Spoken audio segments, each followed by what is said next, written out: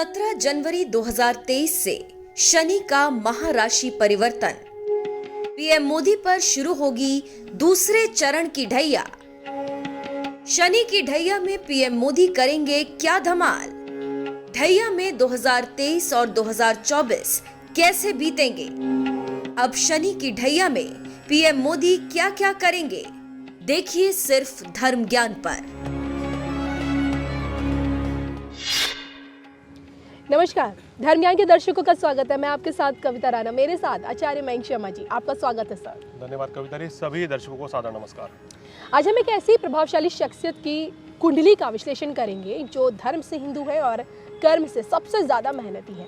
हम बात कर रहे हैं 135 करोड़ भारतीयों के सबसे चहेते प्रधानमंत्री नरेंद्र मोदी जी की। जी हाँ, आपको बता दें कि 17 जनवरी से शनि देव का महाराशि परिवर्तन हो रहा है। शनि अब देखिए मकर से निकलकर कुंभ में चले जाएंगे और शनि का ये महाराशि परिवर्तन हमारे देश के प्रधानमंत्री नरेंद्र मोदी के लिए इसलिए अहम है क्योंकि शनि के इसी राशि परिवर्तन के साथ ही मोदी जी पर शनि की ढैया की शुरुआत हो जाएगी। और ऐसे में आज हम मयंक जी से पूछेंगे कि क्या शनि की ढैया में जब मोदी जी 24 का लोकसभा चुनाव लड़ेंगे तो परिणाम क्या आएगा, और शनि की ये ढैया मोदी जी के लिए क्या कुछ लेकर आ रही है, यानी कि 2023 और 2024 का ये समय, ये 2 साल शनि की महादशा में मोदी जी कहां से कहां पहुंच जाएंगे, बताइए मयंक जी। देखिए, बिल्कुल मोदी जी की अगर कुंडली की बात करें तो इनकी वृश्चिक लग्न और वृश्चिक राशि की कुंडली है जी।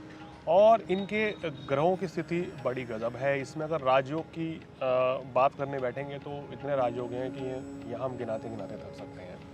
और सबसे इम्पॉर्टेंट चीज़ क्या है इनकी कुंडली में, जिन्होंने इनको किंग बनाया, मतलब कि अगर कहते हैं ना कि कोई व्यक्ति अगर राजा बनता है, प्रधानमंत्री बनता है, तो उसमें शनि का बड़ा अहम रोल होता है।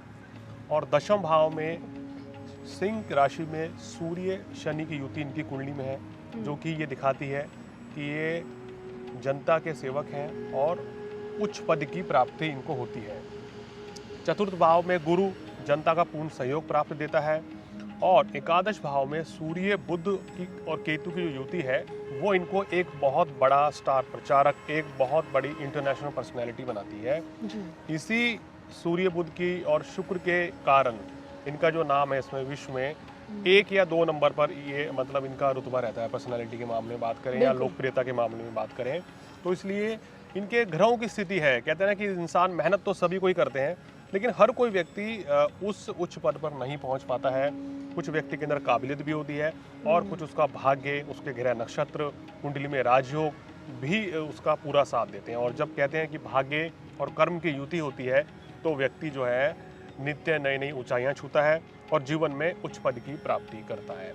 जैसे कि मोदी जी को मंगल की महादशा चल रही है और मंगल में अभी राहु का अंतर चल रहा है जो 9 मई 2023 तक रहने वाला है। और 17 जनवरी से सबसे बड़ा जो फेरबदल होगा, इनको शनि की ढैया लग जाएगी और शनि चतुर्थ भाव में बैठेंगे कुंभ राशि में। तो शनि अपनी स्वराशि में मूल त्रिकोण राशि में होंगे, यानी कि ये समय जो है मोदी जी के लिए बहुत ही इम्पोर्टेंट रहेगा। ना सिर्फ इनके फैसले बड़े लिए जाएंगे बल्कि ये समय देश की जनता के लिए भी बहुत ही महत्वपूर्ण रहने वाला है। मयंक, जैसे कहा जाता है कि मोदी जी की प्रभावशाली शख्सियत के पीछे उनकी असाधारण कुंडली है और उनकी इसी कुंडली का विश्लेषण हम समय समय पे अपने दर्शकों के लिए, धर्म ज्ञान के दर्शकों के लिए लेकर आए हैं और अभी भी हम उन्हीं की कुंडली का विश्लेषण कर रहे हैं। मैं आपसे ये जानना चाहती हूँ, कई चीज़ें हैं जैसे आपने कहा कि मोदी जी की लोकप्रियता क्यों इतनी हमेशा हाई रहती है, अपने राजनीतिक सफ़र में अब तक के अपने उसमें कभी कोई चुनाव नहीं हारे और उम्दा वक्ता कहलाए जाते हैं और एकदम कर्म योगी, वक्त के पाबंद और मेहनती, 24 घंटे काम करना। और देखिए सबसे बड़ी बात, उनका जो परिवार है वो हम ही है, यानी कि देश के 135 करोड़ जनता को अपना परिवार मानते हैं। प्रधानमंत्री नहीं समझते खुद को, प्रधान सेवक समझते हैं। तो ये जो सारी चीज़ें हैं, जो प्रधानमंत्री मोदी जी की जो खूबियाँ हैं, इसके पीछे के ग्रह नक्षत्रों को मैं समझना चाहती हूँ। क्या कुंडली में किस तरह के ग्रह नक्षत्र हैं, किस तरह की युति है जो मोदी जी को बाकी लीडर्स के मुकाबले सबसे खास बनाती है? देखिए, कुंडली में इनके बहुत से राजयोग हैं और जो कुछ पावरफुल राजयोग हैं उसकी चर्चा कर लेते हैं। लगन में ही मंगल स्वराशि के हैं, यानी वृश्चिक राशि के, साथ में चंद्र भी है। तो यहाँ 3 तरह के राजयोग बन जाते हैं। यानी कि पहला तो नीच भंग राजयोग बना, क्योंकि चंद्र नीच के हैं तो मंगल साथ में है, नीच भंग बना। दूसरा रोचक नाम का पंच महापुरुष राजयोग भी यहाँ बना, क्योंकि मंगल जो है स्वग्रही है। यानी कि अपने घर में बैठे हैं। जी। तीसरा राजयोग मंगल चंद्र का महालक्ष्मी योग होता है, जो कि व्यक्ति को बहुत ही लोकप्रियता देता है। उसकी व्यक्तित्व, उसकी पर्सनैलिटी दमदार होती है। अब आपने देखा ना, मोदी जी एग्रेसिव मोड में हमेशा रहते हैं, कभी भी आपने उनको डिफेंड करते हुए नहीं देखा होगा। ये मंगल का ही प्रभाव है कि जब लगन में मंगल होता है तो व्यक्ति बहुत ज़्यादा एग्रेसिव मोड में रहता है। हमला करना, विपक्ष को किसी तरीके से दबाने का प्रयास करना, या अपनी बात जो है वो बेहतर तरीके से जनता के सामने रखते हैं। तो ये साहस जो है, ये हिम्मत जो है, ये जो उनके अंदर जो तेज़ी है, ये मंगल उनको देता है। इसी के कारण आपने देखा है कि दिन रात लगे रहते हैं। कहते हैं कि सिर्फ शायद 2 या 3 घंटे ही सोते हैं और सुबह 3-4 बजे उठ जाते हैं और फिर अपना कार्य स्टार्ट कर देते हैं। कितनी बार आपने देखा है कि ये कोई विदेश यात्रा से आते हैं तो कुछ देर आराम करने के बाद फिर ये कहीं पहुंच जाते हैं, किसी रैली में या किसी संगठन के पार्टी के कार्यालय में, या कुछ ना कुछ करके एक्टिविटी में बिजी रहते हैं। तो ये इस तरह के पीएम देखेंगे तो इसके पीछे इनका मंगल एक ऐसा ग्रह है जो उनको बहुत ज़्यादा ऊर्जा देता है और हमेशा इनको कर्मशील, मेहनती बनाता है। दूसरा, दशम भाव में जब शुक्र होते हैं, शनि होते हैं, तो व्यक्ति की लोकप्रियता जो है वो इंटरनेशनल लेवल की होती है। यानी कि आप एक छोटे मोटे स्तर से अपनी राजनीति में या किसी भी क्षेत्र में अगर कोई भी व्यक्ति हो, वो शुरुआत करता है और उसका नाम जो है अंतर्राष्ट्रीय स्तर पर पहुंच जाता है, या उसकी ख्याति जो है वर्ल्ड वाइड हो जाती है। पूरा विश्व उसको जानता है और उसके क्षेत्र के लोग उसका सम्मान देते हैं। अब आप ये देखिए कि ये इनका ग्रहों का प्रभाव है, शनि और शुक्र का प्रभाव है कि आज विश्व के कहना चाहिए कुछ 4-5 बड़े देश हैं, उनमें से हमारे देश के प्रधानमंत्री मोदी जी का भी नाम है। बिल्कुल। और अगर लोकप्रियता की बात करें तो पहले नंबर पे ये आजकल बने हुए हैं जी। तो ये इस ग्रह नक्षत्र का भी इसमें बड़ा रोल है। 11वें भाव में अगर सूर्य बुध केतु की युति है, वो इनकी छवि जो है बहुत ही अच्छी बनाती है।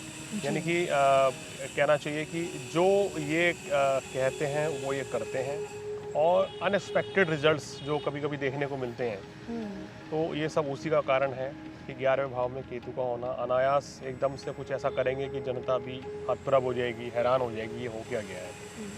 चतुर्थ भाव में गुरु जो है इनको जनता का पूरा सेवक बनाता है और जनता का पूर्ण सहयोग इनको मिलता है। तो कहना चाहिए कुंडली में योग बड़े ज़बरदस्त हैं। गज केसरी योग भी है, बुधादित्य राजयोग भी है, शत्रुहंता योग भी है। इसी कारण ये है कि कोई शत्रु जो है इनके ऊपर बहुत ज़्यादा प्रभावी नहीं रह पाता है। जी। आप देखिए, गुजरात दिल्ली की राजनीति में थे, वहाँ से इनको अटल बिहारी वाजपेयी जी ने गुजरात भेजा कि आप गुजरात संभालिए। तो वहाँ से जब से इन्होंने जो ये अपना ये शुरुआत करी है राजनीतिक करियर उनका, तो अब ये उसमें जो सबसे उच्च पद है वो प्रधानमंत्री का ही होता है। तो आज उस पर ये काबिज हैं और लगातार दूसरी बार सक्सेसफुली इसको अपना कर रहे हैं। तो बहुत बढ़िया स्थिति में इनके ग्रह हैं। अगर 2023 की बात करें तो सितारे काफ़ी अच्छे आ रहे हैं। खासकर अगर मैं देख रहा हूँ कि शनि के परिवर्तन होने से बहुत लाभ मिलेगा, जनता को फ़ायदा मिलेगा, लेकिन असली जो बेनिफिट है वो अप्रैल के बाद नज़र आएगा। आपने कहा कि असली जो बेनिफिट्स अप्रैल के बाद नज़र आएगा। ये 2 साल ना सिर्फ मोदी जी के लिए बल्कि हमारे देश के लिए भी बहुत ज़्यादा मायने रखते हैं, बिकॉज अब मोदी जी से बहुत लोगों की एक्सपेक्टेशंस बढ़ गई हैं। मैं आपसे जानना चाहूँगी, 24 का चुनाव है, 24 के चुनाव से पहले कई अहम बिल है जो जनता चाहती है कि सरकार उसको सदन से पारित करे, देश में लागू करे। सबसे बड़ा बिल है आपका यूनिफॉर्म सिविल कोड हो गया, जनसंख्या नियंत्रण कानून हो गया, धर्मांतरण के खिलाफ सख्त से सख्त कठोर कानून हो गए, वो लेकर आए। और इसके साथ ही साथ जो एक संतों की तरफ से संत समाज जो हमेशा एक आवाज़ उठाता आया है, देश को हिंदू बहुल राष्ट्र जो भारत रहा है उसको पूरी तरह से हिंदू राष्ट्र घोषित करने की, तो क्या लगता है 24 से पहले कुछ ऐसा ये चीज़ें दिखेंगी रास्ते में क्या? देखिए, पूरी तरीके से सब कुछ संभव नहीं हो पाएगा, लेकिन ऐसा लग रहा है कि 1 या 2 बिल जरूर पास होंगे, लेकिन पूरे सभी तरीके से सारे बिल पास होने की संभावनाएं अभी इस कार्यकाल में नहीं रहेगी। तो उसके लिए क्या है कि 24 तक का इंतज़ार करना पड़ेगा जी। और तीसरे कार्यकाल में जिस समय ग्रह स्थिति जो इनकी बन रही है 2024 में, खासकर फरवरी से लेके, क्योंकि हमारे देश में जो चुनाव है फरवरी से लेके और अप्रैल के मध्य या फरवरी से मई के मध्य में होते हैं, और मई में सरकार का गठन होता है, तो उस समय इनके सितारे काफ़ी प्रबल रहेंगे। और 15 मई 2024 के बाद, यानी जिस समय शपथ ग्रहण का समय होगा, तो इनको मंगल में शनि की अंतर्दशा रहेगी जी। तो कहना चाहिए कि इनके सितारे बड़े प्रबल हैं, बहुत ही अच्छे रहेंगे। लेकिन 2023 में मोदी जी एक चीज़ फेस करेंगे कि इनके ऊपर कहना चाहिए ना कि विपक्ष जो है हावी रहने का प्रयास करेंगे या सत्ता पक्ष के ऊपर हावी रहेंगे। ये सब चीज़ें सरकार को कभी कभी दबाव में रहेंगी, ये चीज़ें तो रहेंगी, लेकिन उसके अलावा और कोई इनके अंदर बड़ा बदलाव नहीं आएगा। इनका स्वास्थ्य भी अच्छा रहेगा, काम भी बेहतर तरीके से करेंगे। और 2023 जो है मोदी जी कहते हैं ना कि एक चुनौतीपूर्ण वर्ष इनके लिए रहेगा, कि चुनौतियां तो सामने आएंगी लेकिन ये उसको पार कर जाएंगे, पास हो जाएंगे। कहते हैं ना कि हमारे पास बहुत बड़ी बड़ी हमारे कार्यों में रुकावटें, परेशानी आई हैं, दिक्कतें आई हैं, लेकिन उसको पार कर गए हम, तो सफलता हासिल जरूर करेंगे। लेकिन ये चुनौतीपूर्ण वर्ष भी रहेगा 2023 इनके लिए। जाते जाते मैं आपसे जानना चाहूँगी कि मोदी जी के लिए इन 2 सालों में 23 और 24 का जो ये समय है, मोदी जी के लिए क्या लगता है कि भारत पे कहीं उसके दुश्मनों से कहीं कोई खतरा देखने को मिल सकता है, खासकर पाकिस्तान और पड़ोसी मुल्क चीन की तरफ से सीमा विवाद को लेकर? क्या पाकिस्तान और चीन क्या भारत के मुकाबले आमने सामने नजर आएंगे, ये 2 देश, तीनों देश? देखिए, ऐसा है कि विवाद की स्थिति तो बन सकती है, क्योंकि आप देखेंगे जैसे ही युद्ध शनि, जैसे हालात पैदा नहीं हो सकते। बिल्कुल, देखिए युद्ध नहीं होने वाला है। ऐसा नहीं होगा कि कोई वॉर हो जाएगी या कोई छोटा मोटा भी बॉर्डर पर लड़ाई होगी, वो संभव नहीं है। आप देखेंगे 17 जनवरी को शनि का राशि परिवर्तन हो रहा है। जी। क्यों कहा जा रहा है या क्यों ग्रह स्थिति बता रही है कि थोड़ा सा टाइम नेगेटिव रहेगा, उसका कारण समझिए। देखिए, शनि जो है अपनी मूल त्रिकोण राशि में आ रहे हैं, ये तो बहुत अच्छा है, लेकिन शनि की जो दृष्टि पड़ रही है वो पड़ रही है मेष राशि पर, और जहाँ पहले से ही राहु विराजमान है। तो अब शनि जो है नीच दृष्टि से राहु को देखेंगे, तो परेशानी, संकट उस समय थोड़ा सा बढ़ेगा और ये तनातनी थोड़ी बढ़ सकती है। 22 अप्रैल को क्या है कि बृहस्पति जो है वो मेष राशि में आ जाएंगे, गुरु राहु का चांडाल दोष बनेगा। शनि की दृष्टि किस पर हो गई? राहु पर भी होगी, गुरु की भी होगी। तो ये समय जो है थोड़ा सा संभाल कर चलने वाला रहेगा, खासकर अगर हम बात करें फरवरी से लेके अगस्त तक का समय। ये तनातनी रह सकती है, पड़ोसी देशों के साथ संबंध कुछ तनावपूर्ण हो सकते हैं, लेकिन भारत को जो कुछ पड़ोसी मुल्कों का सहयोग भी मिलेगा, पश्चिमी देशों का सहयोग इस समय मिल सकता है। कुल मिलाकर जो ग्रह स्थिति बता रही है, बड़ी विकट स्थिति नहीं रहेगी। चलिए, तो शनि की ढैया में ये 2 साल 23 और 24 का समय हमारे देश के प्रधानमंत्री नरेंद्र मोदी जी के लिए और देश के लिए कैसा रहेगा, ये आज हमने मयंक जी से जाना। इसी के साथ हम दोनों को दीजिए इजाजत। नमस्कार। नेक्स्ट